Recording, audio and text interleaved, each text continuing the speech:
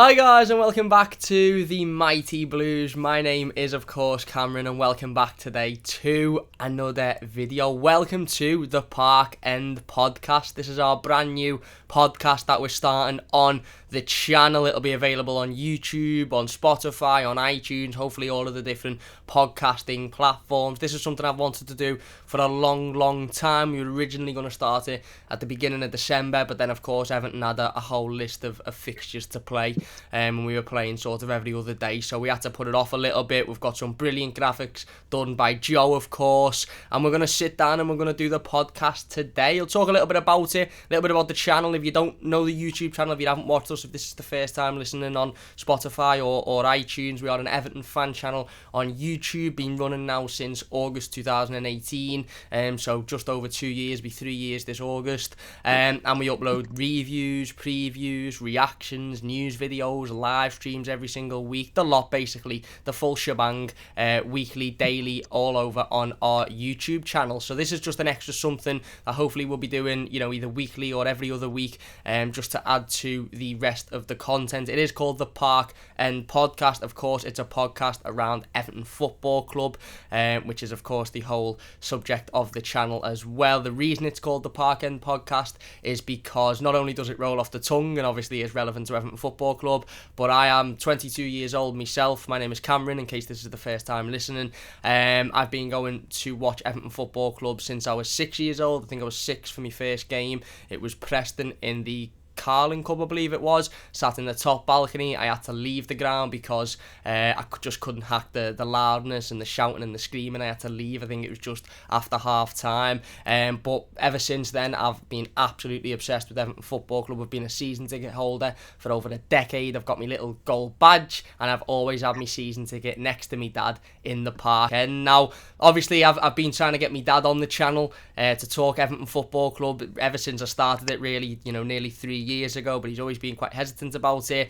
But I thought, what better way to start a brand new podcast on the channel is to bring on the man who has made me an Evertonian, who is the reason for my 22 years of hate and happiness and roller coaster of emotions. That is Everton Football Club, and that is my dad, Jeff. Jeff, big thanks for coming on today.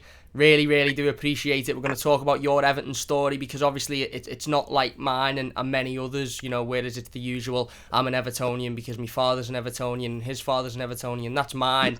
But your father wasn't an Evertonian, so it's a little bit different for you. We're going to talk about your first game, watching Everton in the 70s, the 80s, the good times, the bad times, all of that sort of good stuff. So firstly, I suppose we'll get straight into it. Like I said, it wasn't the usual, you grew up an Evertonian because your father was an Evertonian, was it? How did you become an Evertonian? What sort of led you down that path, and what's kept you for so long supporting this great football club? Well, nice to be featured on your first podcast, Cam. Reluctant as I have been, because I never take to social media, but nevertheless, it's nice to be here. My story goes back to the 60s, when and where I was born. I was born and spent the early part of my life on St. Domingo Vale, in a large shared house with other members of my family, and it was approximately about 200 to 300 yards away from Rupert's Tower. So that was my very first link with Everton, if you like. We were moved out as a family to Norris Green, as part when they knocked down all the slums. And I grew up mostly spent all my early life in Norris Green, sort of in midlife. As I said, my initial birth was St. Domingo. I grew up one of 6 kids in a family of 8, and every single member of my family was a Red. My dad was a Red, although not an avid football follower. He was a Red, as was my mum. And my second oldest brother, David, he went the match, as did my older sister Susan. They went to Anfield to watch Liverpool. So as a child growing up, I was somewhat in a mixed environment, shall we say.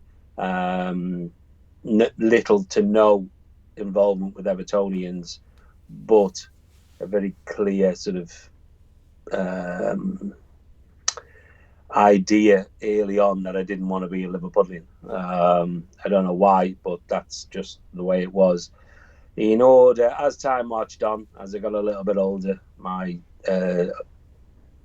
brother David decided to see whether he could actually make me follow the other lot. I won't use their name. And in that ilk, he took me to Anfield, and I stood on the cop with him, watching Liverpool. I can't remember who they played or what the result was, but it didn't do anything for me. And more or less, that was it as far as football was concerned. I didn't follow Liverpool after going the match, and I was still in limbo. And then, from memory, I think it must have been about, I don't know, 6 months later, 5 months later, one of my uncles, who was a diehard Evertonian and sat in the Upper Gladys Street, my uncle Billy, decided that he wanted to try and introduce me to Everton Football Club. I think trying to recruit me at that early age, because he could see I wasn't automatically going to follow what the rest of the family were into. So he took me. I think I was age 7. It was to watch Everton play Sheffield Wednesday. Oh no, Sheffield United. Yeah. In November '67. Everton won 1-0. Alex Young scored. The Holy Trinity went on show. Alan Ball. And from that point on, I was an Evertonian.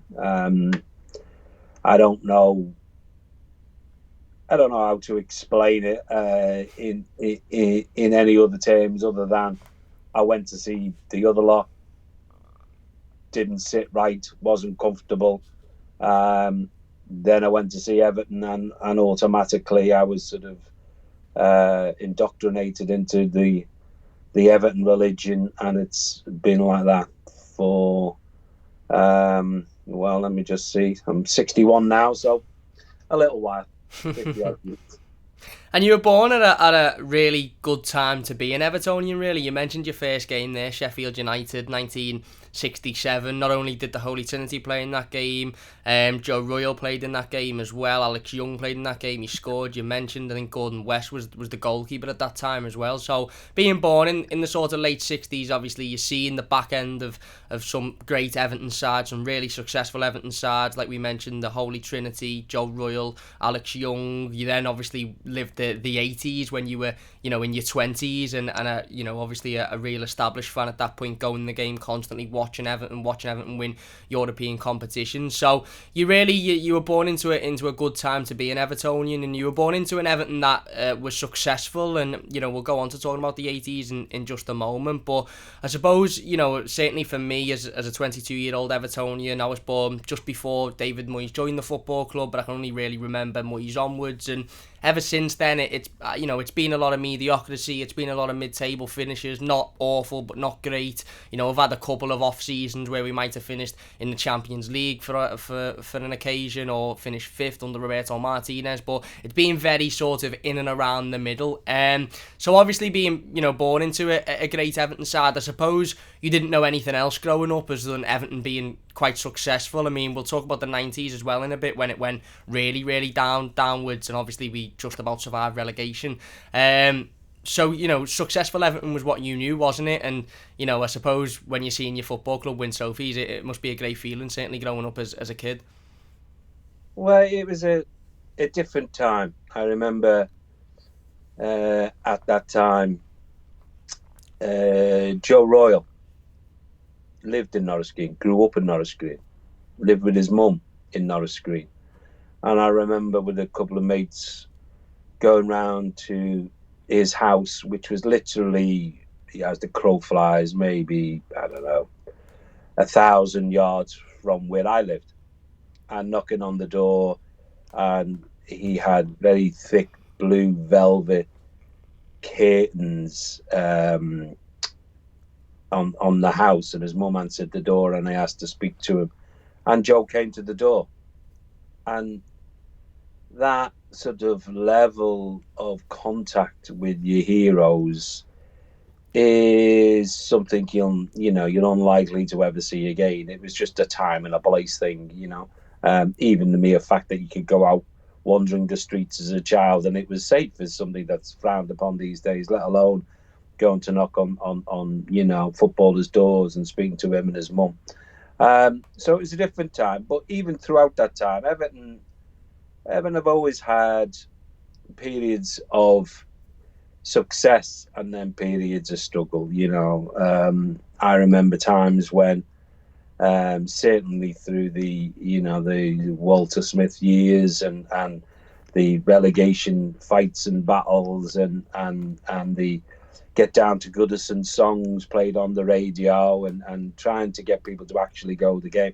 Everton had some very, very difficult times, and there's no doubt about it. But for old fans, these are the things that make you stronger. And if you can cope with all that and you don't change and you don't follow something that is just a success machine, it makes you more of a supporter, in my personal view. It's getting through the hard times that make the good times feel even better. So, yeah, there were good times. There was certainly good times in the 80s when we had, a football team that was the envy of lots. The best in Europe.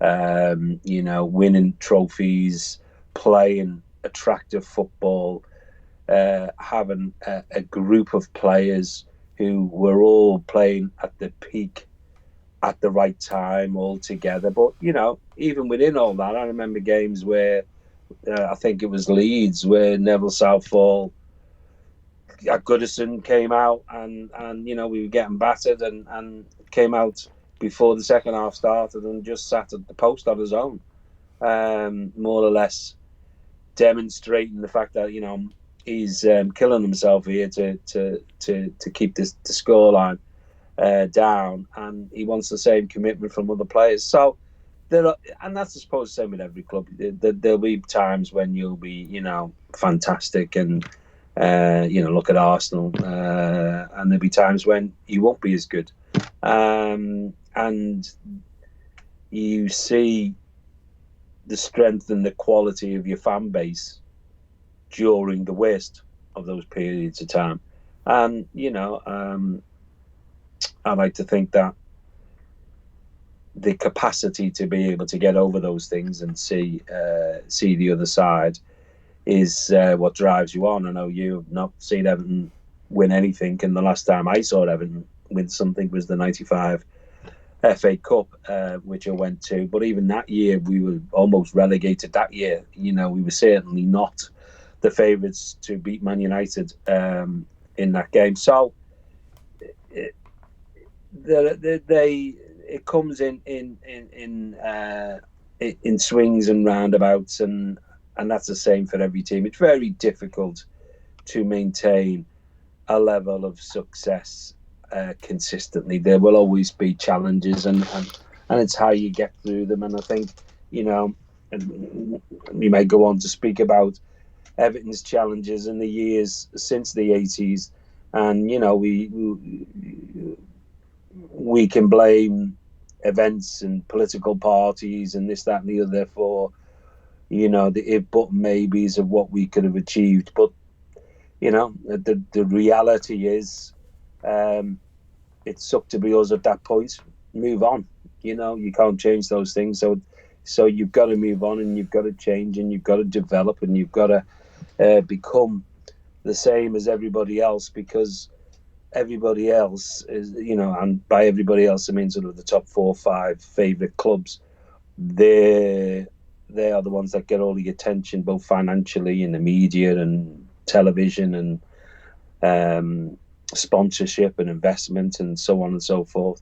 And getting up there and keeping track of that is a hugely difficult thing. And Everton, I think, are now getting back on that sort of wavelength, but it's taken a long time to get there.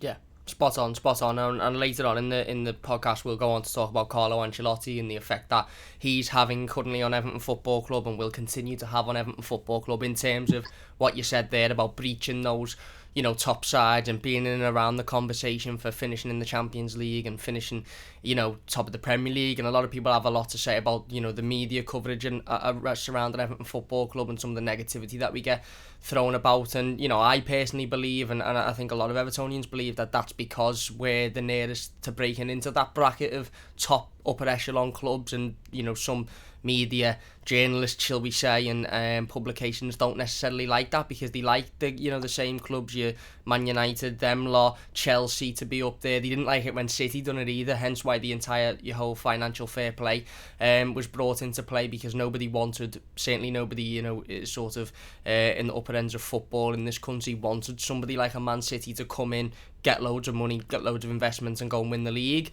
because it just, at the end of the day, Manchester City aren't as global in terms of brand wise as somebody like a Manchester United is. You mentioned something there about seeing Everton in the good times and the bad times, and that's what molds you to become a fan based off of emotion rather than based off of just enjoying seeing your club winning things. And that's something that you've instilled in me ever since I was started going the game. Obviously, we'll speak a little bit later on about Wayne Rooney and David Moyes, and those days of sort of just Everton hovering in and around, always playing in the European Cup, UEFA Cup it was called, when David Moyes was here, and then sort of obviously falling out of it and finishing in there a couple of times under Martinez and Koeman, etc. But you always used to say to me, no matter what the result was, we'd go and I've seen us beating Man United a number of times, Chelsea a number of times, Arsenal, everybody. I've seen us win Merseyside derbies, the games we won, but it was the games we lost, those games where we turned up and we were beaten by Palace, or we were beaten by even Sheffield United last year at Goodison Park, and the games that was really, really disappointing. You'd always sort of not necessarily have a smile on your face after a defeat, as if to say, we've been beat, but it was always like so what, we've lost the game of football. And the saying that you always used to say, and all of the lads used to say, when we used to be in the pub or at home after the match, was win, draw or lose, we're out on the booze. And it's Everton, and you've gone and watched Everton play in European competitions where we mightn't have had a catch chance in hell in the game, but you've been and gone and watched Everton with, me and you have been to watch Everton in Europa League qualifiers in Croatia, in France, to go and see a game against Lille, which, the famous game against Lille where we took all of those fans to France. The game was dreadful. I remember watching the game. It was one of the worst games of football I've seen, but it was one of the best days and sort of periods of a couple of days in my lifetime, because it was just Everton, full of Evertonians, Everton songs, just living Everton for 2 days, even though the game wasn't that great. And I suppose that's a lot of what's about being a supporter, isn't it? It's not just about that 90 minutes and the result sort of on the pitch, and then if it's not, if it doesn't go right for 3 weeks, let's go, right, I'm supporting somebody else. It's about sticking with the team through the good times, the bad times, and then if you go through a sustained period of bad, it means that the next bit of good is going to mean a lot more to you, and the emotion's going to be, there, and, a lot more, isn't it, rather than just constantly swapping and changing. And like I said, even the bad times, it's always just pick yourself up, get on with it, go again. It's not the end of the world. And I think that's something that we can sort of use in today's world with Everton at this moment in time. We spoke last night about, losing a couple of games, or, winning 4 on the bounce and then losing to West Ham. Yes, it's disappointing. Yes, it's annoying, but it's not the end of the world considering where we are and the squad that we've got. It's really not the end of the world, and you just pick yourself up and you go again on Saturday against Rotherham. We will talk about that a little bit later on. I want to talk about Everton in the 80s a bit more, Dad. You watched arguably what some Evertonians would say the best Everton side ever in the history, certainly in recent history. The likes of Peter Reid, you had Howard Kendall managing, Neville Southall in goal, Pat van den Hauw, Graham Sharp, Andy Gray, all of these players who just, they were Everton through and through. They knew what it was like to put on that shirt. They knew what it was like to go and fight for the football club. They knew what it was like to win trophies, and they were very, very, very successful. And, I'm very jealous that I never got to see Everton in that sort of period where I'll always think Everton are the best football club on the planet. I don't think there's a football club that matches Everton, but I can't sit here honestly and say we're the best team on the planet, because we're not. But it must have been really, really nice to sit and like I said, be able to say, no, you know what, we are the best team in Europe, we are the best team in the planet. And you mentioned about the different issues there that stopped Everton from going that next level and taking that next step. But what was it like seeing those players? And like you said there, it was a real team at that time, wasn't it? In the 80s, the 85,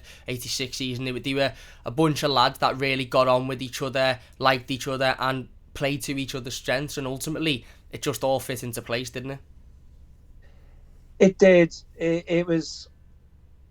It's like any successful team, in my opinion. The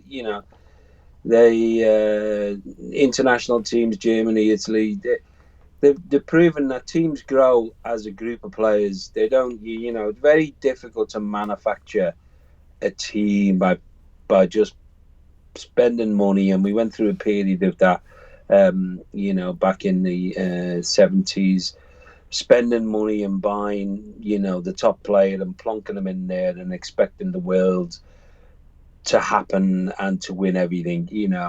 If you look at the successful teams, even in English football, whether that be the Arsenals, the Uniteds at their pomp, Everton, Liverpool, the group of players, the team grew up together as young men. And they celebrated and they fought together and they were a very collective unit.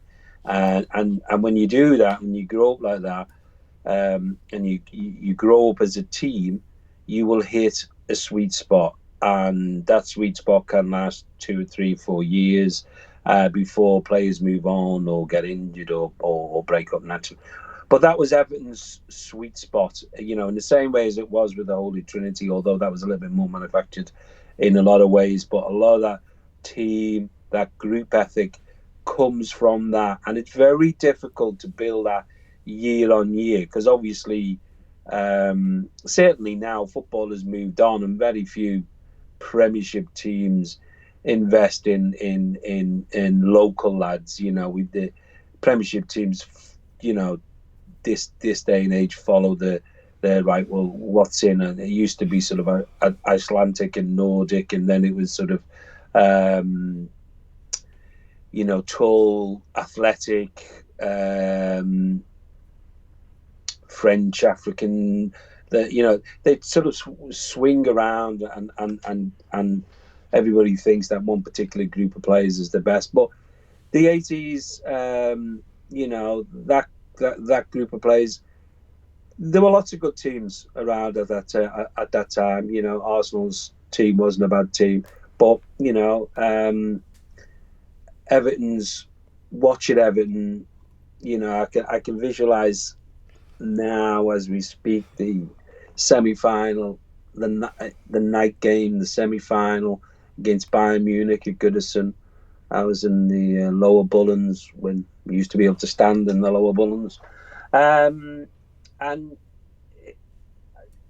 it's a bit, I suppose, it's a bit like, and I know you haven't experienced this, but I have, and you'll be out. It's a bit like childbirth. It's the emotion of all of that sort of hard work and that achievement being presented in an event. Yeah. And the emotion behind that event can feel at times quite overwhelming.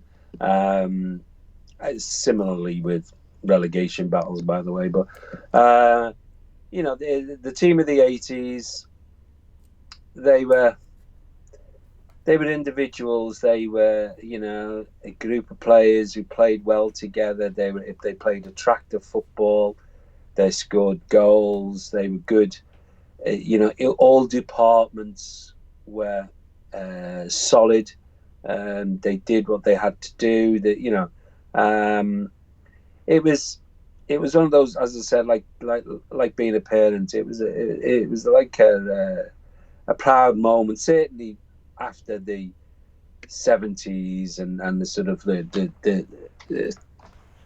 lack of achievement and you know, Everton wanting to compete with the likes of continuing to try and compete with the top four, whether that be United, Liverpool, Arsenal, or whatever. So I'm spoilt in a lot of ways because I saw the Trinity and I saw, you know, the famous 80s team that we all sing about when we go away. And I'm hoping that before I get to a point where I can't go to the game anymore, there's another period where, you know, Everton have bought the right players, both local and internationally. They've got the right manager. They've got the right backing, you know, and they've got the right mentality to push on and win things. And if it was easy, every club would do it, wouldn't it? You know, Yeah, spot on. that's the reality. The hard part is sticking with it and accepting that. Well, you know what? Most Everton fans of my age will tell you that there are games out there where you thought, you know, all day long, we should have beaten that team, and we got beat. And there are other games, like as I mentioned before, the 1995 FA Cup final, playing Man United. Everton were, you know, on course for relegation. Yet we beat United at Wembley. That was just, you know, you saw it on the shock of the Man United fans after the game. Yeah. They did not expect that result, and neither did we. So it is a bit of swings and roundabouts, and you know, a third phase will come in Everton's history, recent history anyway. I'm fairly confident about that, and that I think moves on to, in my view, Carlo's reign moving forward. Yeah, definitely. And that Man United team there, just to touch on that was the, you know, the famous class of, you know, whatever, wasn't it? Or just before the class of 99, wasn't it? Goals. Yeah. I don't know whether they all played in that game. I can't quite remember. But, you know, if anybody remembers back to that time, I remember one of the players who didn't play, who signed the programme on the day, was Ale Barrett. And if anybody can remember Ale Barrett, who didn't make the bench but played a lot of games in that season, it shows you sort of the depth of Everton's squad at that point. Yeah. And no disrespect to Ale, he did a job, but you know, there was a gulf and difference between the Man United squad and the Everton squad at that point. Yeah, spot on. And I want to ask you a little bit more about that 80s team, because I remember watching an interview with Adrian Heath, Inchi, obviously, who's now manager of Minnesota, played in that team, very, very good player, good striker. And he done an interview about Everton and his Everton, you know, journey and how he became an Everton player, this, that, the other. And he actually said in this interview that Howard Kendall had called him asking him to sign for Everton before Howard Kendall had even got the Everton job. And he just said he remembers answering the phone and laughing because he was saying, you know, you're not even the manager of Everton yet. And he said, yeah, but I know I'm going to be, and I know I'm going to bring you to Everton Football Club. Howard Kendall was a real Everton man. He was an Evertonian. He loved the club through and through. And you mentioned a little bit earlier on about, you know, knocking on Joe Royle's door and... Yeah, Joe Royle's door, and you know, maybe not being able to do that with footballers now. In fact, definitely not being able to do that. Footballers are so detached to, you know, everyday life and normal life per se, and that might necessarily be, well, it's not necessarily their fault. They don't pick the wage that they're on. They don't pick the fact that clubs offer them multi-million-pound contracts a year. They don't pick the fact that they can, you know, have a nice house and a nice life. Why wouldn't you if you can afford it? Why wouldn't you? But football has changed an awful lot since where you know, you might see your favourite player on the bus travelling to the ground, or you might see him in a pub having a pint after the game. And you know, Howard Kendall, that was still in and around that era. It was sort of moving towards footballers having more of a celebrity status, but it was still in and around that era where you'd see players on the street, you'd see players well, in pubs and stuff. You'd still see them on the street now, but you know, they were more accessible than they are now. And obviously, you know, in terms of Howard Kendall and being that much of an Evertonian and loving the club that much, do you put that down to the success of the 80s team, as the fact that those players really cared, because there's this modern day sort of perception about footballers, certainly when you lose games, or in not necessarily lose games but in a specific way where the players mightn't show a lot of effort, or there mightn't be a lot of fighters that, well, they don't care about the club, they don't want to play for the club. Remember, Reedy, he always showed that he wanted to play for the club. Howard Kendall showed he loved the club. Is that something that you put down as a really important thing about success and measure going into successful teams, is that they actually really care and they want to be there and they want to succeed at this football club? And do you think, just a little bit slightly off topic with Everton, do you think that in modern day football you're losing that a little bit because of the amount of money footballers are in and the wages that they're in, and the fact that now, well, listen, football's a job and it has been for a long time, but, now if you're a player and you're getting offered 160 grand a week, you might go to a club that you don't really know much about, you don't really care about, you haven't grown up supporting, you'll play because you're getting paid, but you might necessarily have that heart, that fight, that desire to go the extra mile. Do you think that's something that maybe Everton have struggled with recently? Obviously, certainly since we've had the big influx of money in the club. Well, I think we moved away from football as I grew up. And if you remember, football back in the 60s and 70s was football as we know it, as I know it, as a 60-plus man. It was everything in it. And any time you went out and played football with your mates, that was just the way you grew up. That was there wasn't any social media, there wasn't any computers, there wasn't any games, there wasn't anything to stay at home for. There was only 3 channels, so football was your life in a lot of ways. And as you know, I went on and tried to be a professional footballer, but it wasn't for me in the end. This day and age, football is purely an entertainment for many, and footballers are like film stars and soap stars, and they adopt that type of lifestyle. So it's a challenge to measure what it was like then with what it is now, because it's a different time. It's, as you say, it's different money, it's different expectations. You turn your television on, you've got 200-300 channels. You can sit there all day in your onesie and watch football all day without actually going out the door. And that impacts on football in a lot of different ways. Obviously from a ground perspective, people not going the game means that you don't get the atmosphere at the football, and you equally get companies, Sky or whoever it may be, just trying to maximise what they can get from you by not going the game.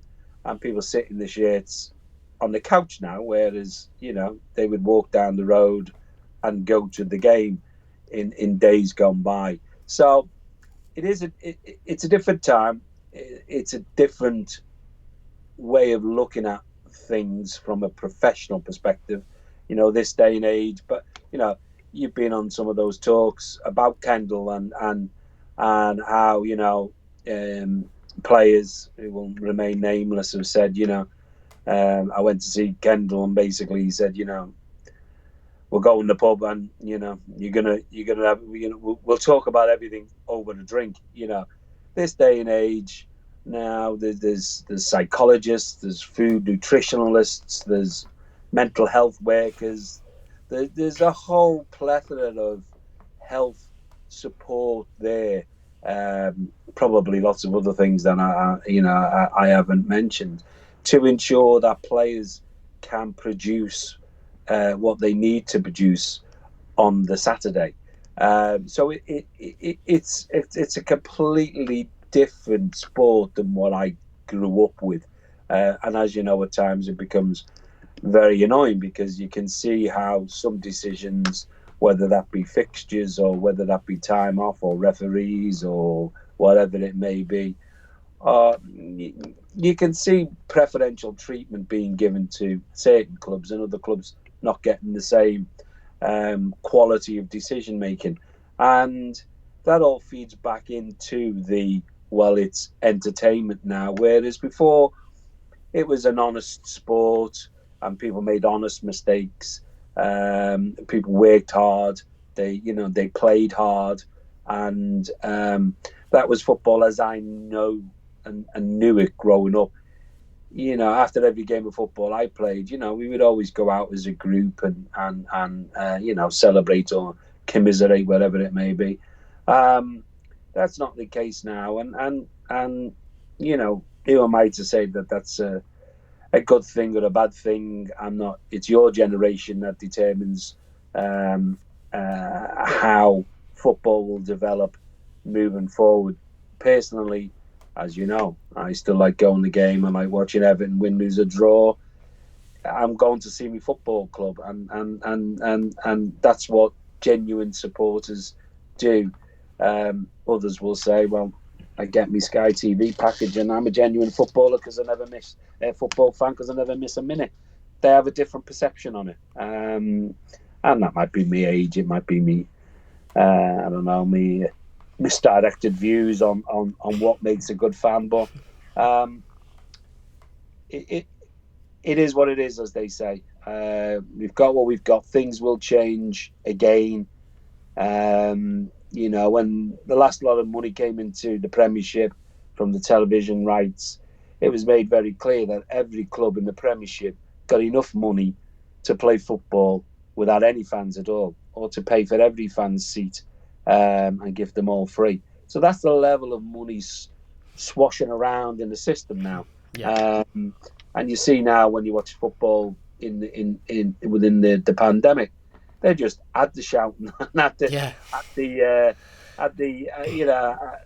you can turn it off or turn it on. That's where we've got to now, where you don't actually have to go to the game because the gate receipts are nothing in the grand scheme of things. Whereas in my day and age, the gate receipts paid the players' wages. It's different. It's difficult to measure one from the other, but everything moves on, doesn't it?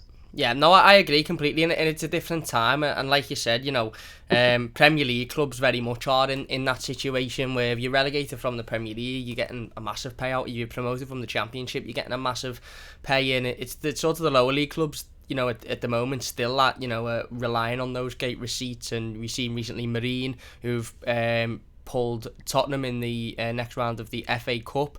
They obviously won't be able to have fans at the stadium now because of the fact that the restrictions and stuff like that in Liverpool City region, and they reported that they'd lose over £100,000 because of that. So they've actually sold virtual tickets. So it's those lower league clubs and the clubs sort of at the bottom of the tree that are affected by that, but they're the clubs that aren't really massively helped by the Premier League. I know the EFL have come together and given them a package recently, but it wasn't massive, and it wasn't anything that's going to save them completely. It's the Premier League clubs that are getting the big bucks, and you said something really interesting there, and I want to pick up on it. You said you don't know if it's your age and you seeing footballers where they weren't on £100,000 a week and they'd go to the pub after the game and you'd be able to sit there, and they were very interactive, and I think it's really interesting because I almost feel like I was born sort of 40-50 years ago, because I've got that same view. And again, this isn't really about Everton, but it's football wise. Talking about, obviously, big massive talking point recently has been the entertainment factor in football, and Leeds United, of course, couple of weeks ago went and got absolutely battered by Manchester United. I think it ended 6-2 in the end. They were 3-0 down within 5 minutes, 2-0 down within 3 minutes, and a lot of the response on social media and even from pundits was praise for Leeds and praise for Marco Bielsa for being so brave and going out there and stepping up to a Manchester United. And then there was a big discussion and a big argument. I don't know if you've seen it, Dad. I suppose you might not have, with not being on social media and stuff, but a big argument about football being about entertainment or football being about results, and would you it's not necessarily always about getting results, and if you're playing boring football, is that the other. And that blows my head, because there was certain football fans who sort of put out social media statuses or tweets or whatever you want to call it, saying, well, I pay £80 a week, I pay £80 a month, £100 a month for Sky.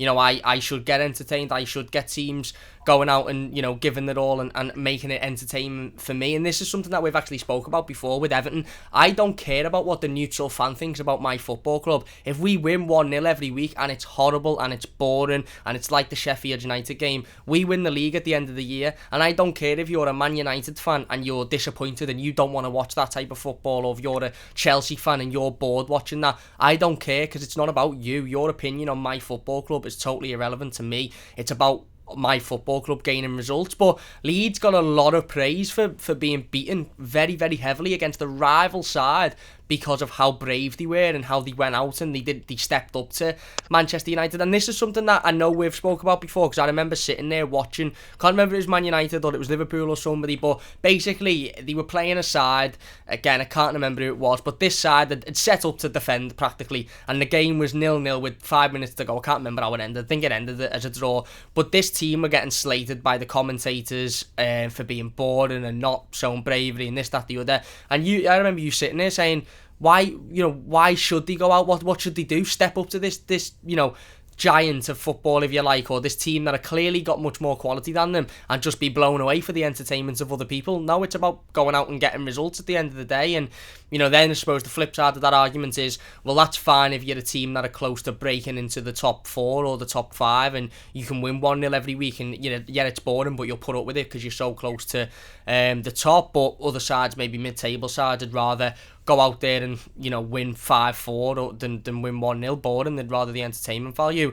What's sort of your opinion on it? Because I didn't want to get your opinion, because and I feel like I know it, but obviously nobody else will know where you stand on it. And it's something that's been on social media an awful lot recently about that, because, and it is a point to it, because football fans pay so much. I mean, what you're looking at, I don't pay obviously for Sky or BT. I'm still live with you and my mum, so I'm lucky enough to not have that. You know, that money coming out my bank account. But I could only imagine Sky be, you know, £80 a month, whatever it is, BT 60 odd, 80 odd pound a month, Amazon Prime now which you've got to pay for, which is another 20 odd, whatever it is. You're paying maybe £200 a month in subscriptions.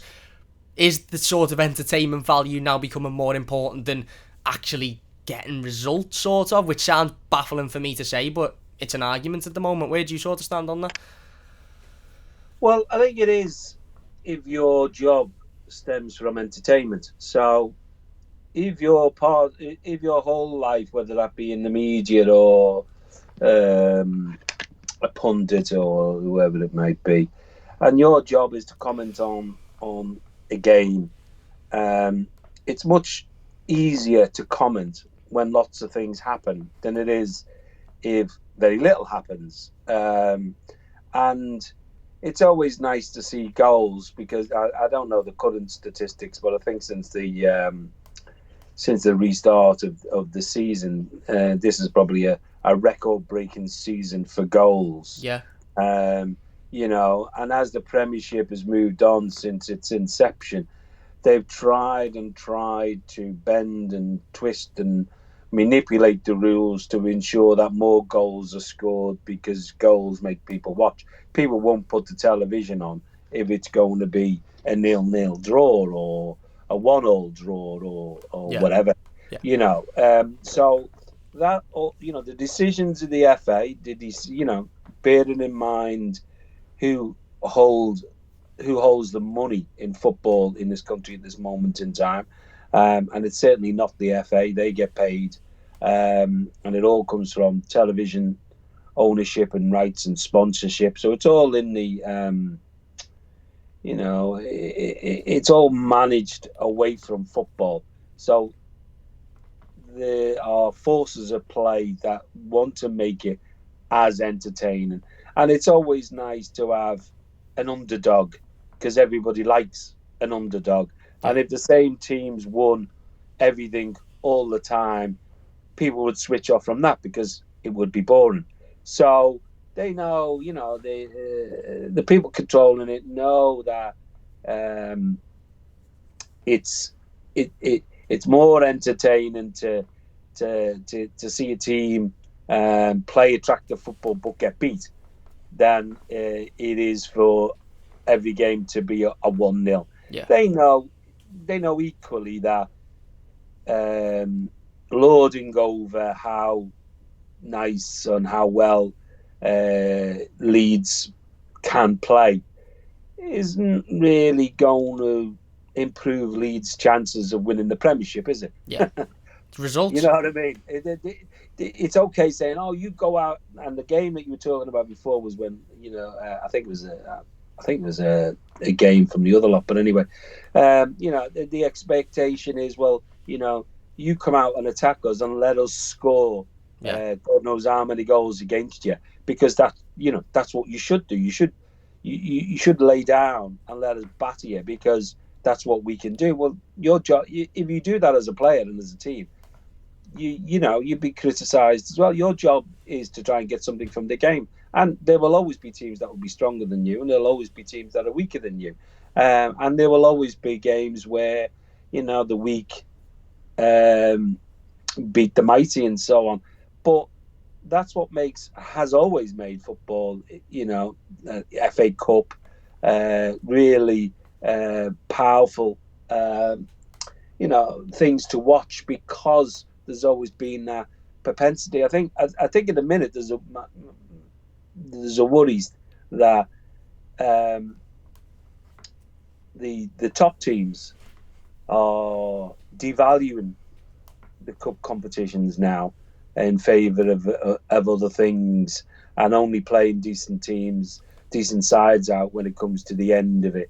And I think that is not given the due respect to the lower league teams, and the players who are trying to make their way honestly within football in general.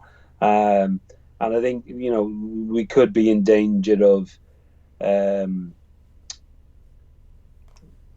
taking the value out of that side of the game where the honesty part of it, and moving away from a good honest game of football where two teams go out, whether equally matched or not, and have a good go and try and win the game. There's so much now that is manipulated in different ways that you just think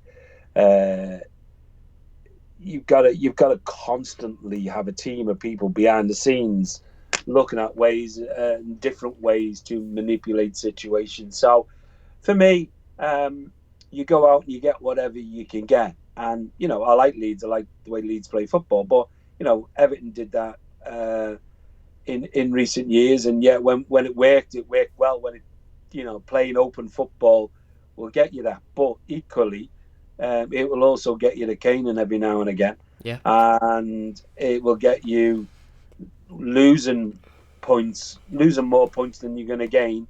And in the end, where will that get you? Well, it will get you in a dogfight at the end of the league. Everybody can clap their hands and say, "What a wonderful game of football," but that won't keep you in the job, and it won't keep you in the Premiership. But the pundits on the television will say, "Well, that was really nice. Didn't they do well?" It's not affecting them, is it? Yeah. No, exactly spot on, and you're right. Look, at the end of the day, again, it is more difficult because football is more expensive, and Sky, you mentioned it there, I think this is a record for goals scored this season, certainly for penalties as well, and Graham Souness, who's a very, I wouldn't say popular pundit, certainly not with Evertonians, but he's a pundit that's, there every single week, he's commentating, he's always on Sky, he's probably one of the,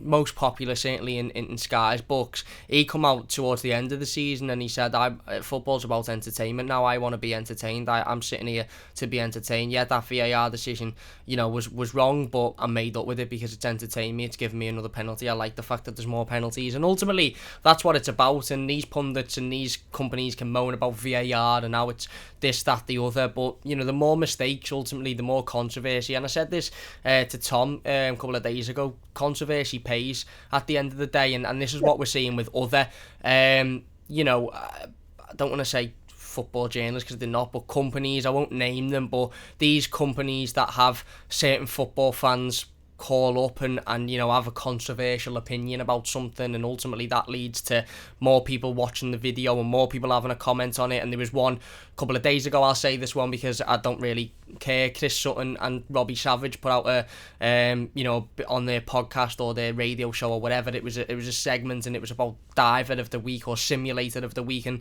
Dominic Calvert-Lewin won it. And there's absolutely no evidence whatsoever about Dominic Calvert-Lewin diving. I think one of the points that they made, I didn't watch the video, but from what people were saying, one of the points that they made was that Dominic Calvert-Lewin goes over in the box to win penalties for Everton. Now, he's only won 2 penalties in his Everton career. One was against Liverpool when he was pushed over blatantly by Dejan Lovren, and one was against Chelsea where he was clattered into by Mendy a couple of weeks ago. But if they go out and say that automatically that gets more people interested. They're not going to come out and say Mo Salah is the simulator of the week, because if you're not a Liverpool fan, you look at that and go, yeah, he does dive a bit, fair enough. But the more controversial name they say, the more people are going to watch it, the more people are going to get involved. And ultimately, for me, I don't know if you feel the same, Dad. Obviously, like I said, you've seen football from when it was in its purest form of just about winning and playing for the club and loving playing for the club, and it wasn't about money or controversy or television rights or whatever. Do you sort of agree that it's going down that route now because of all of the money and entertainment side of it? Is that, the more controversial you are, ultimately the more people are going to watch, the more people are going to have a say on it, and that, in the end means that you're making more money out of it? Well, that's what sells, isn't it? Yeah. Ultimately, whether you're selling a newspaper, an article, or you're selling time on a podcast or whatever it may be, if they've got nothing to say, nobody rings in or emails in or complains. Yeah. And, that's why sometimes it helps to be controversial. Yeah. I think equally they will pick their victims, as you say. They know if they pick on, in this instance, Calvert-Lewin, that a large swathe of Evertonians are going to contact them and say, you're talking out, you this, that, and the other. What about Salah? What about Harry Kane? Harry Kane should be banned because he puts players at risk trying to win penalties.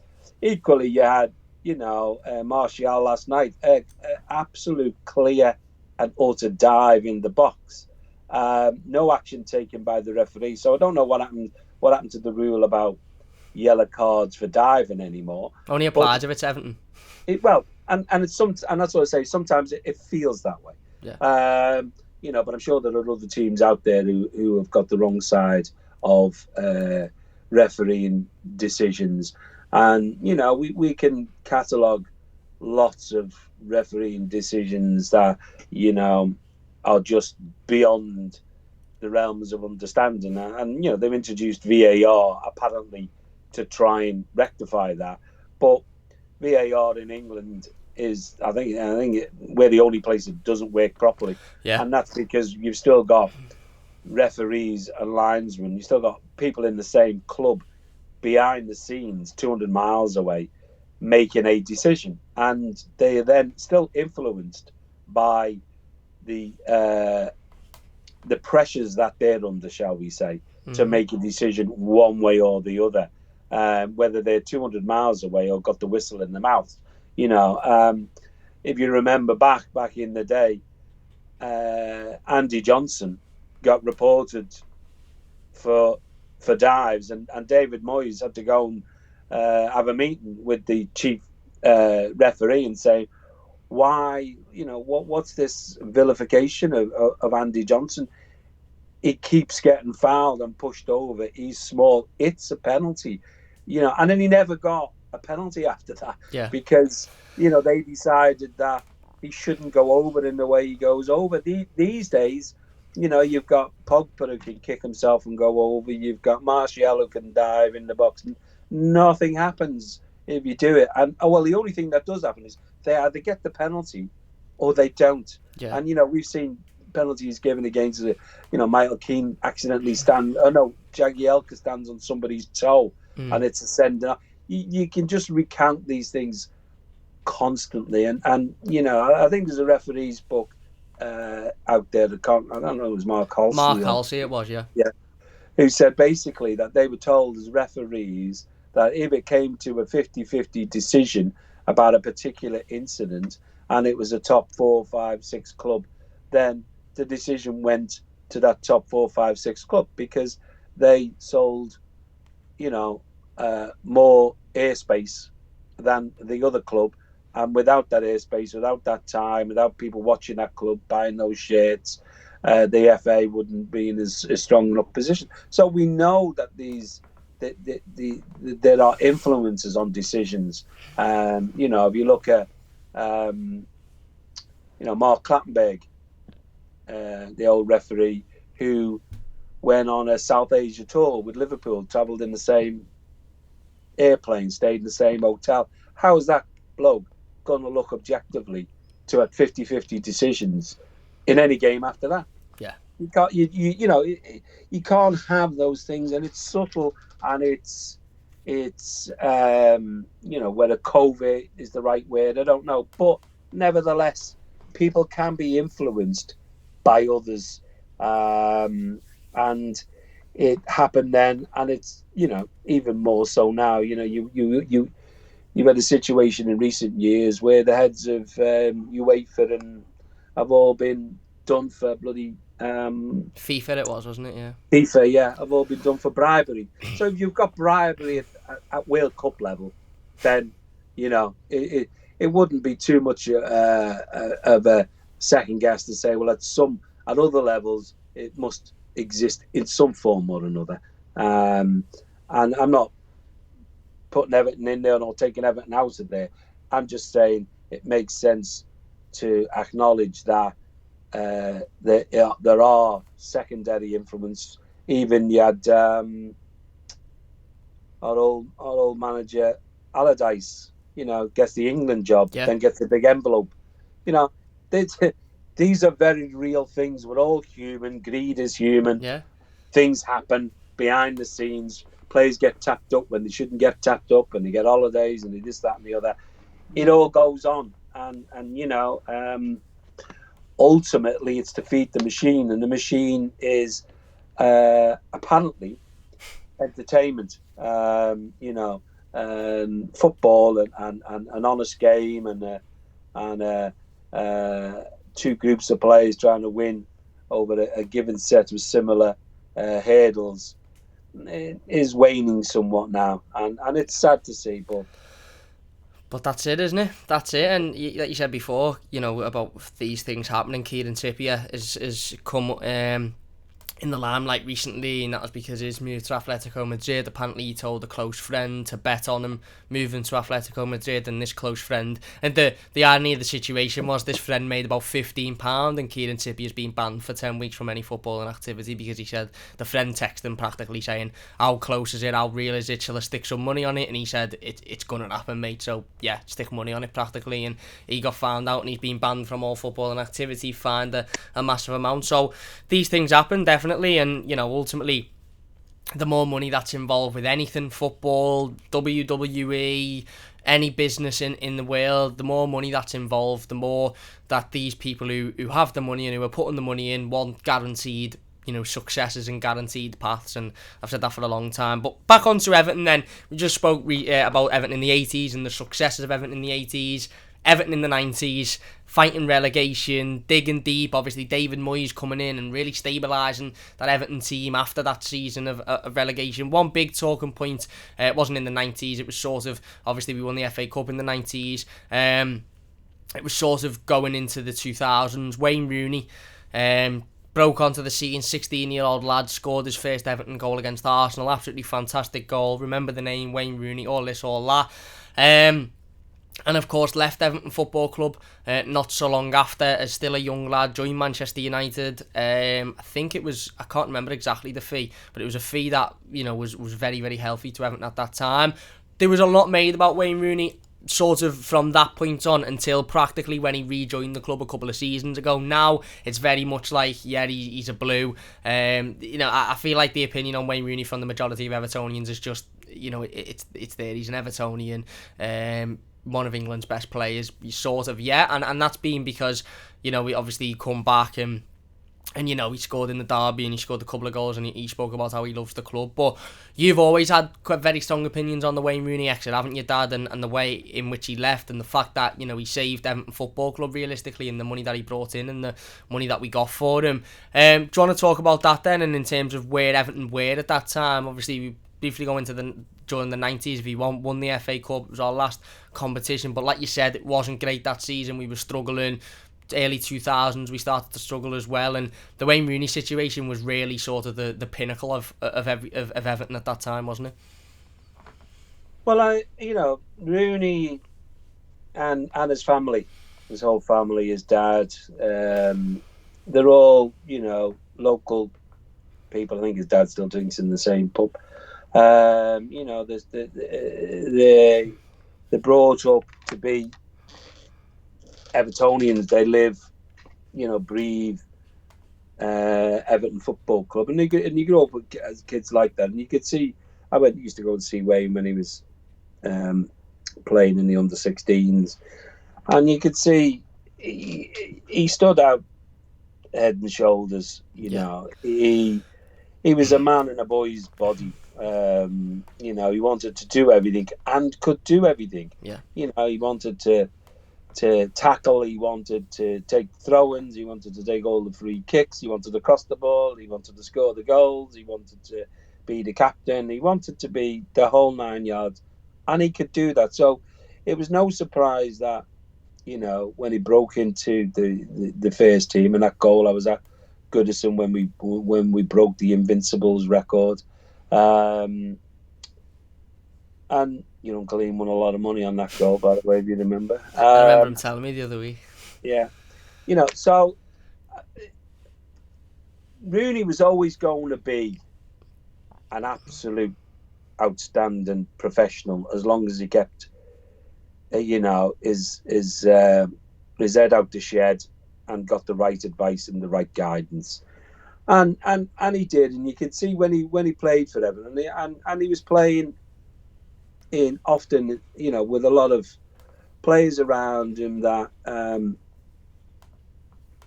weren't at the same level as him, and you could see when you watched him, he used to get very frustrated by that. And when Rooney didn't play every game, although he was available, because I think there appeared to be problems with how he fitted in, because he wanted to do everything. And because he wanted to be everything, and because he was an Evertonian, and we've consistently over the years had these issues with players who bring up, and the Everton through and through, the level of expectation on them becomes a noose around the neck, and it strangles them. Barkley, whoever, it becomes a massive negative weight, and Rooney's always wanted the best for Everton. And sometimes, as a younger player, when he did play in that squad, he upset the balance because he was trying to do everything and trying to do so much. And football is about, having everybody playing together, and Mavericks didn't actually mix. So it was no surprise that, somebody came in for him, and, in this instance, it was Man United. His agent took a lot of stick for organising that. But, as I've said, and as you just recall, I don't have any negative views of Rooney for that decision. He was a young player with a lot of football to play, with a lot of things to achieve, a lot of desires, a lot of ability. And at that time, the rest of the team couldn't keep up with where Rooney needed to be. And that was only going to lead to massive frustration on his part. He was a young player. It was going to lead to disappointment in what he could have achieved and what he did achieve ultimately by going. So I have no issues with the way he went in that regard. I know there were he got a lot of stick and responded to that, and he was immature and naive, and that created a lot of problems with Everton fans. But ultimately, for me, at that time, Rooney still indirectly put Everton where they are today. The money Everton got for him at that time, and then the drip on monies that he got for England appearances and European and all the rest of it, enabled Everton to start the rebuilding, or to carry on the rebuilding process, if you like. And it was a massive boost for Everton to be able to have a player with that quality, with that ability. I mean, a Rooney now would be worth what? He's managing Derby now, so... Oh, you mean Rooney as if he was As playing a player. then? A 16-year-old Wayne Rooney of that quality in this day and age, hundreds of millions of pounds. So, and football's gone on so much that you need hundreds of millions of pounds in order to buy 2 or 3 players Yeah. to replace him. Back in the day, whatever he went for, 25, I can't remember. At that time, that was a huge amount of money to come into Everton Football Club. At a time when they still weren't winning things, they didn't have the big investor that they've got now. They were struggling to keep still in the Premiership. So Wayne Rooney, in my humble opinion, indirectly put Everton on course to where they are today, and for that, I'll always be grateful. Again, because of my age, I happened to watch Rooney both as a youngster and in an Everton shirt, and score that wonderful goal against the Invincibles. But he scored it. But we were lucky to have him, because if we hadn't had Rooney, would we still be here today? Would we have had that investment? Would we have been able to buy those players that we bought?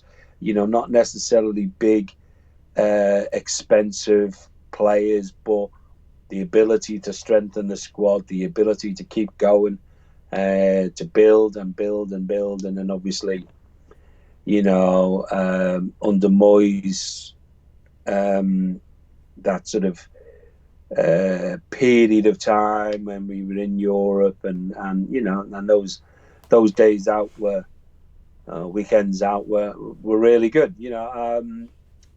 It was just nice to get there because we hadn't been there for such a long time, and the result was secondary, really. So my view of Rooney is but that he was an extremely talented young person.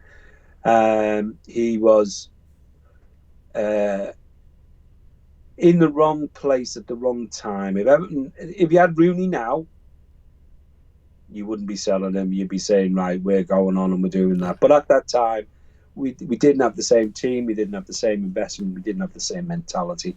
And I wouldn't blame the lad for going on. He's achieved a lot in his career now.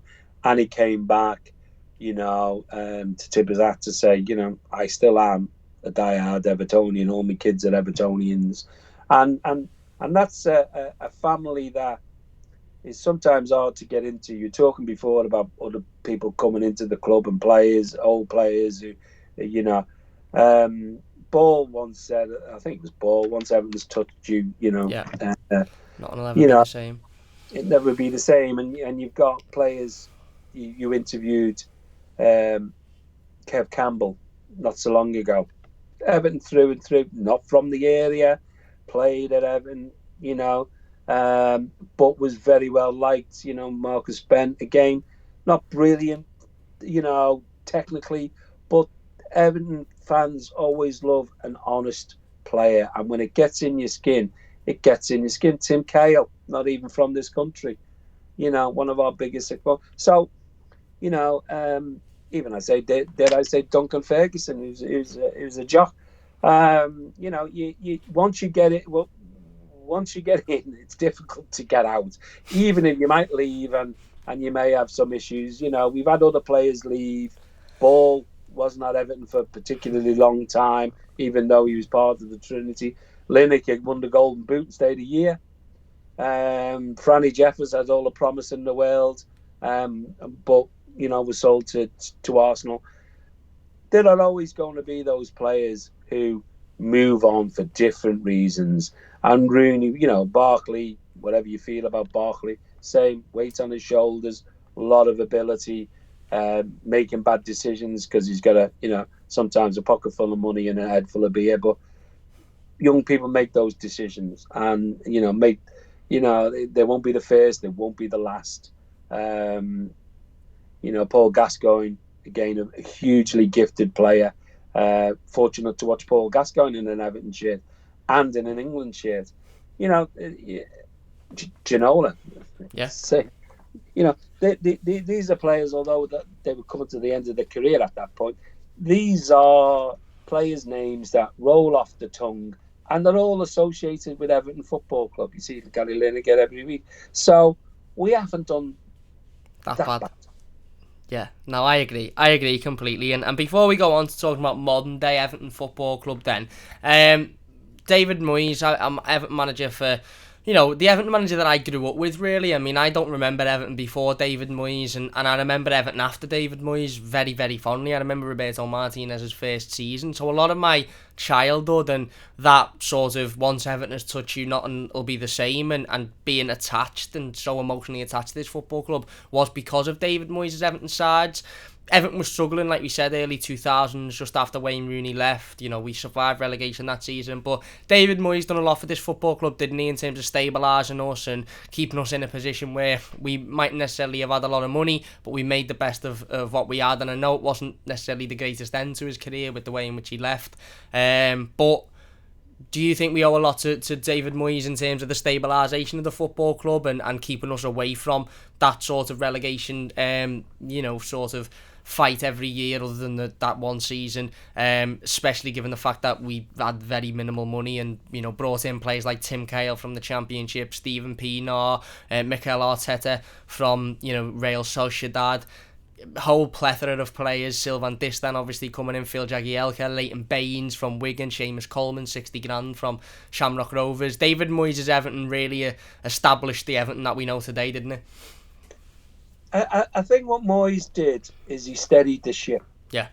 We went through a lot of sort of boom and bust type periods and managers and swapped a lot of managers. And I've since Moyes left as well, but he steadied the ship. He developed the concept of consistency, and consistency may not have always been pretty. Yeah. And, Moyes gets a lot of criticism for, the negative styles of play and winning games 1-0 at home and so on and so forth. And you referred to it earlier saying you'd rather watch that than going out all guns blazing, being an entertaining game and getting beaten 5-1.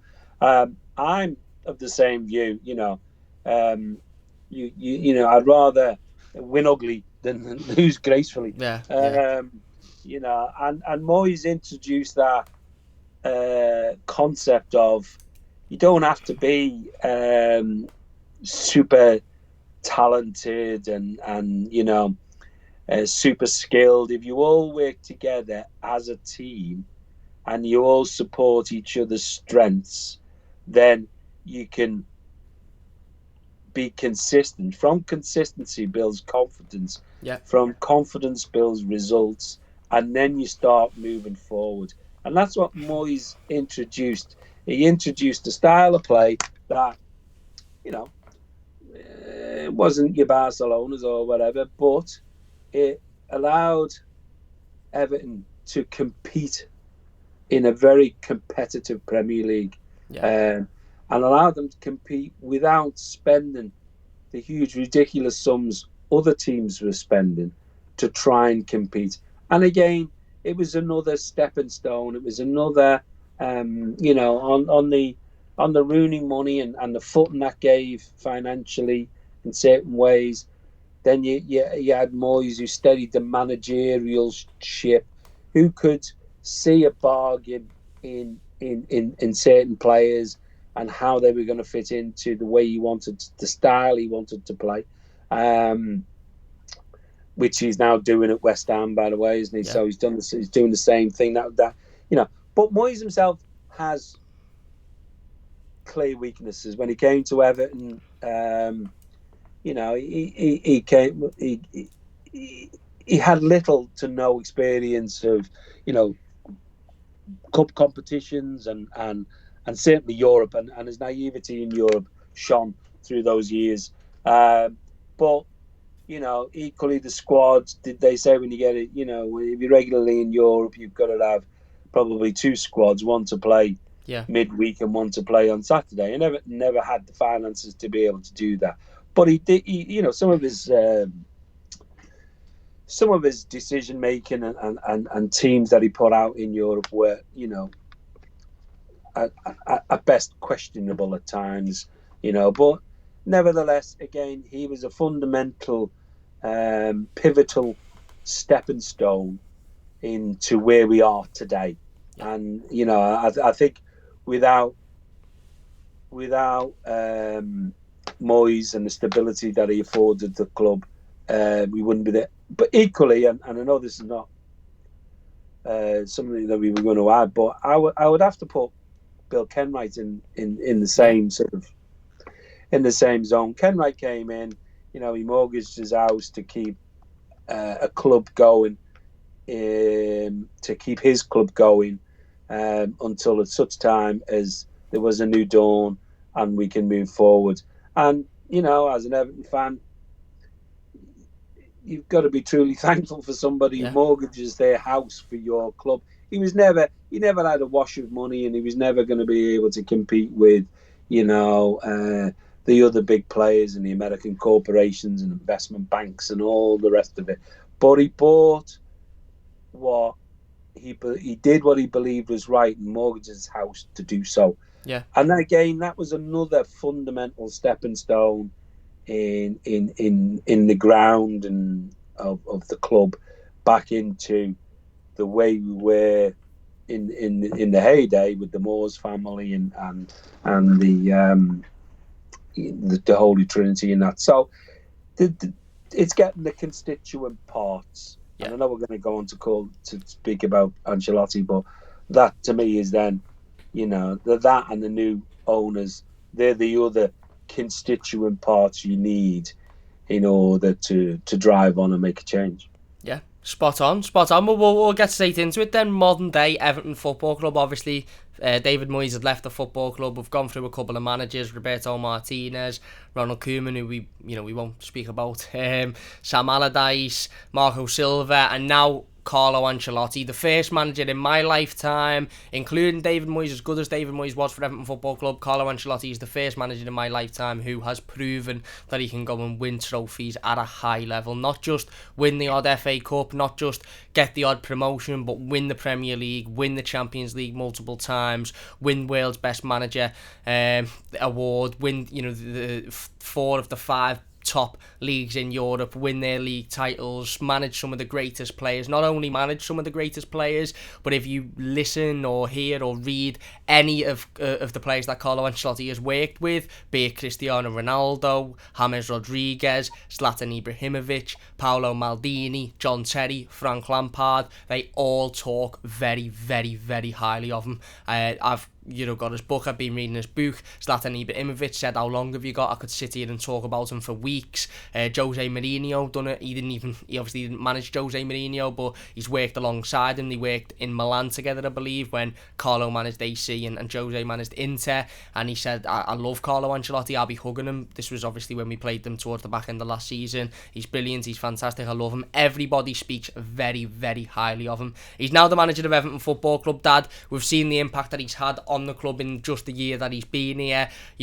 Wins away from home for the start, which were few and far between under previous managers. I think we won 4 or 5 under Marco Silva in a year. Carlo Ancelotti's come in. We went on a 7-game winning streak at the start of the season, top of the league, beating Spurs away from home, which we haven't done for 12 years or something like that. Palace away from home, winning every game that we've played in London so far this season, beating Chelsea, Leicester, Arsenal, all doing this, of course, with injuries and suspensions throughout the way.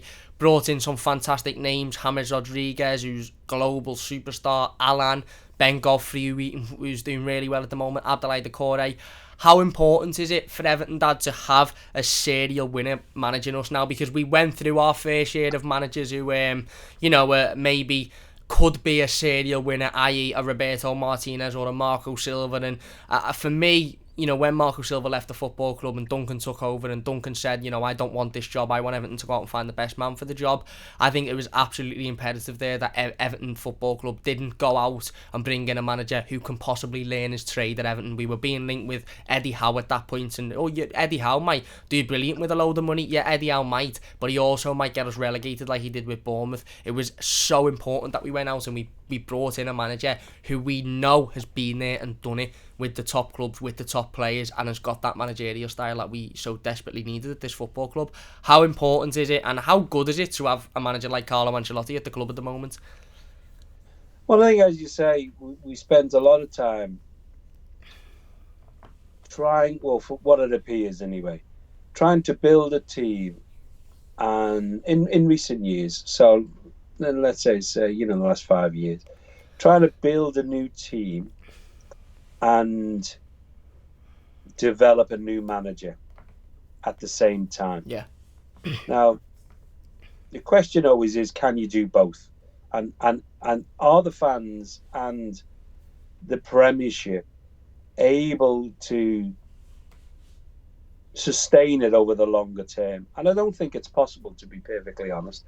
I don't think it's possible to build a team and develop a manager to the level that you need him in order to manage that team as soon as he steps off the coach. Yeah. Managers, certainly the managers that we've had in recent before Carlo, were managers who had promise. Even Moyes. I mean, Moyes left Everton for Man United. So, it was managers who had promise. It was managers who could or should be able to do it, or had an insight, but they never had the CV, they never had the credentials, they never had the experiences of winning trophies, winning titles, playing in Europe, the difficulties that brings, etc., etc. So it is again another fundamental foundation in how to develop a modern football team. Obviously, as I said, you can only do that when you've got, these days anyway, when you've got a billionaire backer. Yeah. Top 5-6 teams now all have to have billionaire backers of some description, investment banks or whatever it may be. Back in the day, it was the Moores family, it was, Jack Walker, it was individuals who'd made their money privately and then wanted to put it all into the club that they loved. And you're talking millions. Yeah. And a rich person back in the day in England, millions. Rich people now, the playing staff, Yeah, are richer than some of the investors that used to own clubs in this country. So, again, it's a constituent part of a modern day successful or planning to be successful football team, is to have the nucleus of a squad, the a quality fan base, a rich investor who believes in the football club, as opposed to an investment banker who just is looking to make money, because there's a lot of clubs who were bought out by investment bankers, lasted a very short period of time, and then were resold. Man United have skated around being broke in recent years. Liverpool were nearly bankrupt in the same way under the American owners. So it's a very fine line to tread, and I know Ken Wright spent a lot of time picking who he was going to sell the club to or his majority share. So it's come at the right time. I think the question really shouldn't be, in my view, is Carlo the right person? I think the question is, why did Carlo choose Everton? Carlo Ancelotti, as you say, has won everything in the game. He's not short of a crust or two. Yeah. So the money wouldn't have made the difference to him. He'd have got that money or more money playing anywhere across Europe. And he would have walked into the door anywhere across Europe. Carlo Ancelotti must see something in Everton that we've all seen or wanted to see for a very long time. He's got the backing of somebody who's got money. He's got, as I said, he's got a fan base. He's got a nucleus of a team. And he's got a desire to build a club. It's very rare that you get all of those things in place all at the same time. And as you say, even though we can all be disappointed with some of the results that we've had, Everton after Christmas are 4 points off the top of the Premiership. And we all look at the squad and think, our squad, hasn't got the right quality and the depth of on the bench and the this, that, and the other. And that's whilst we've had significant injuries to a lot of key first team players. To maintain that position in the top 4, top 5, whatever, during a very difficult time, both on and off the pitch, is a credit to his ability and capacity. So, as I said, for him to choose to come to Everton said a lot about what he feels he's got. Because he wouldn't back a dead horse, would he? No. He's not. You know what I mean?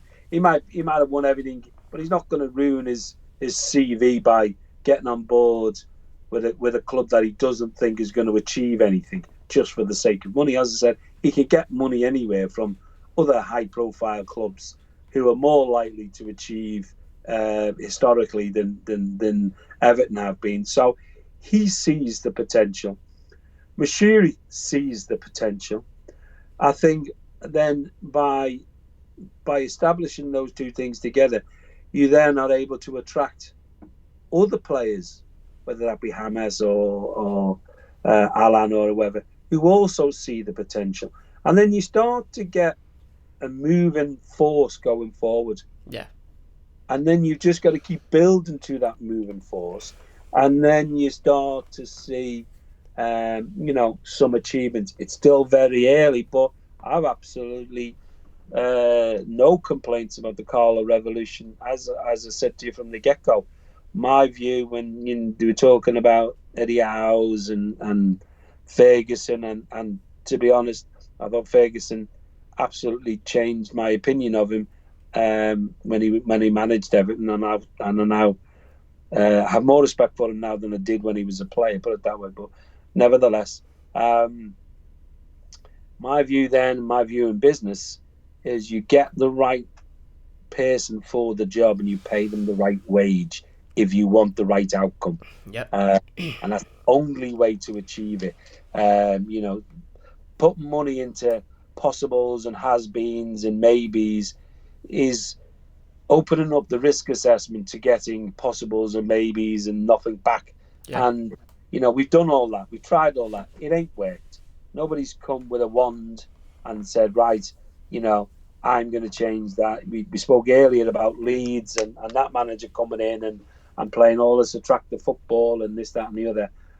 But they're still getting beat. Yeah. And they're still going to have a struggle staying in the Premiership this season because that negativity starts to build down and people leave and there's injuries and so on and so forth. So I think, I wouldn't like to say it this far. He is the missing link, but he is one of the key elements that you need for a successful side in the current climate. And I'm thankful that he made the decision to come to Everton because he shares the vision, and it's sharing that vision that will take us forward.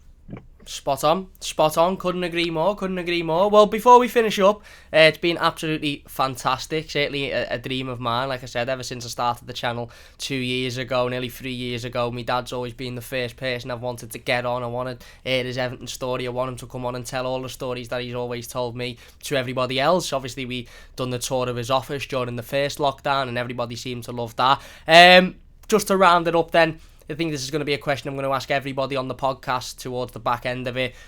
Favourite Everton player you've ever witnessed? Well, there's been a lot in the years that I've watched Everton. But if you ask me to pick my all-time Everton player, I would have to say Neville Southall. I would have to say that bloke had more natural ability,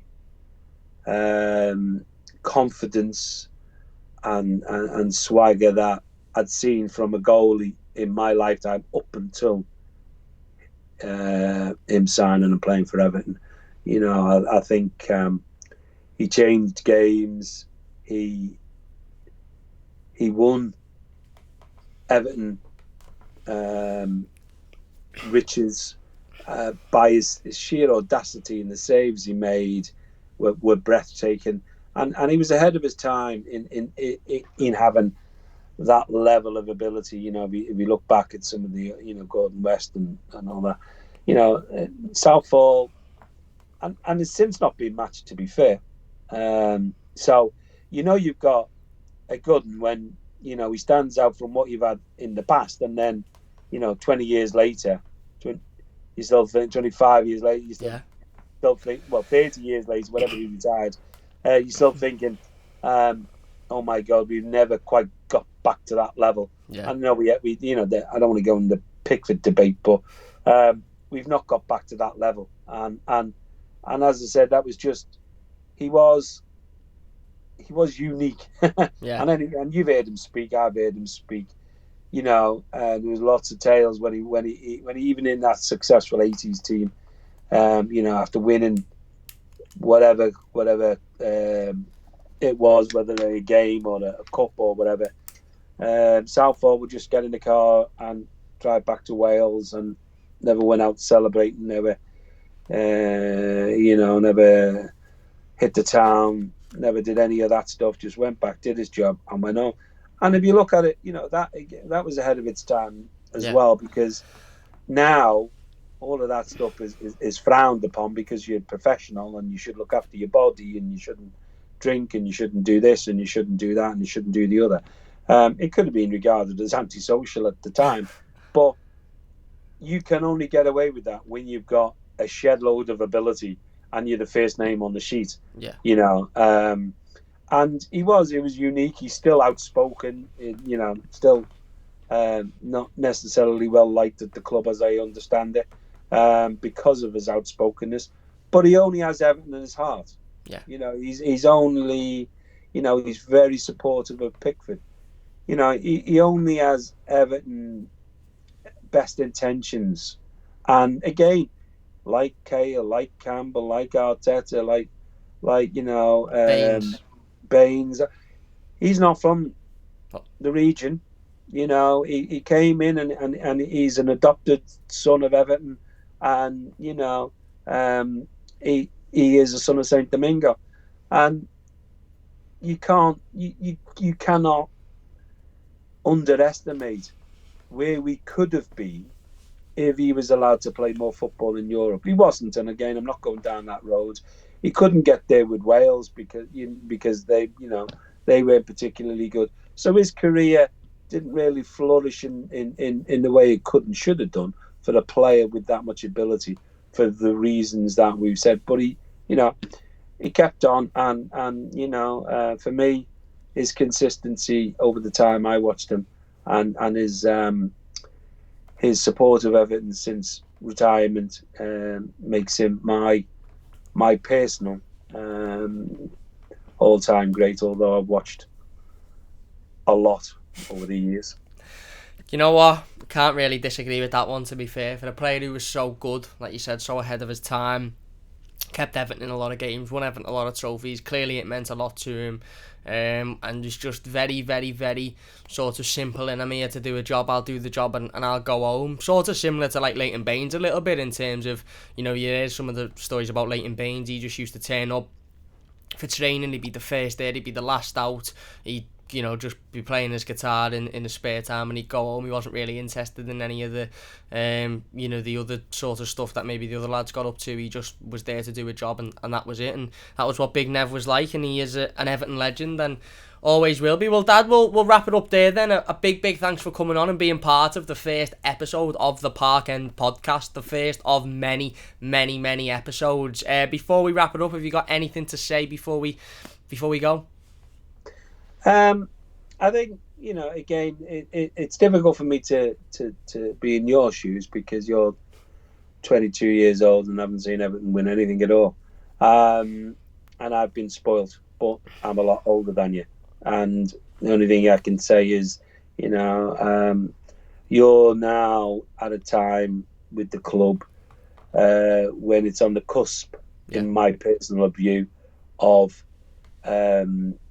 rekindling all that. They've got a new ground coming up. They've got an internationally renowned manager who wants to be at the club. They've got a billionaire backer. They're starting to build a team. They're starting to build momentum. These are very exciting times for Everton. If everything comes to fruition, if they get the ground on the waterfront and all that, the whole image, persona, and footprint of Everton is going to change dramatically in the next 5 years. That's my hope and that's my vision. And I hope it develops in the way everybody wants it to develop, and Everton get back to where, in my view, they should be. And the younger supporters. By which time you won't be that young, and then you'll be moved on. There'll be another younger group who are moaning about not seeing Everton win anything. But they'll start to see some payback for the anguish and the anger and the anxiety and the heartbreak and the disappointment and whatever that makes us who we are. And who we are we're born, we're not manufactured. So with birth comes problems. You choose your friends, but you can't choose your family, and it's the Everton family that you can't choose. So there's always going to be swings and roundabouts. That's it. Absolutely spot on. Couldn't agree more. And hopefully when I'm 60 odd years old and I'm in your shoes, I can say, okay, my life mightn't have started with success with Everton, but it certainly, there was success throughout the later years of it. Well, anyway, that has been the first episode of the Park End podcast. As my dad mentioned earlier on, he doesn't have any social media. He's not involved with that. No Twitter, no Facebook, no Instagram, none of that. So if you want to get in touch, if you want to comment and ask questions or anything like that, the best thing to do is to comment in the comment section of this YouTube video. If you're watching or listening on Spotify or iTunes, I think you can leave reviews or comments on there as well. So get involved in the comments if you're wanting to ask anything about the podcast or the things that were spoken about, or my dad's Everton experiences, or maybe something we haven't touched on. Get it in the comments. Like I said, he hasn't got any social media links or anything like that, so I can't link them, but he would definitely will be reading the comments, and if not, I'll be showing him the comments anyway. So get involved in the comment section if you want, and if you've enjoyed it. If you have enjoyed it, please do hit that like button. Don't forget to subscribe to the Mighty Blues as well. These podcasts will be video formed on the Mighty Blues, and then of course over it'll be the Park End podcast on Spotify and iTunes and all of that good stuff, so you can listen in your car or on your way to work or wherever you want to listen. But a big thanks. I hope you have enjoyed this first episode. Hopefully we'll have another episode up within the next couple of weeks. Please do hit that like button if you have. Don't forget to subscribe to the channel if you're new. Once again, a massive thanks to me dad. He is the reason I'm an Evertonian. So if you watch the Mighty Blues and you love the content and you're involved with all the live streams, and a lot of people have given me a lot of support over the last 2 years, and I really do appreciate it. And if you are one of those people, I'm here doing what I do because my dad's brought me up an Evertonian, and more importantly, he's brought me up to realise that even when it's crap, it's still Everton, and you put up with it and you go again next week. And hopefully when we're all sitting here doing the game review of the Champions League final in 3 years and Everton have won it, you know, we can look back on all of those times where it was a little bit difficult with a smile. But anyway, big thanks for watching or listening. If you've been listening, please do leave it a like, a rating, a subscribe, share it as well. That would mean a great deal to us. And yeah, we'll see you soon. Bye.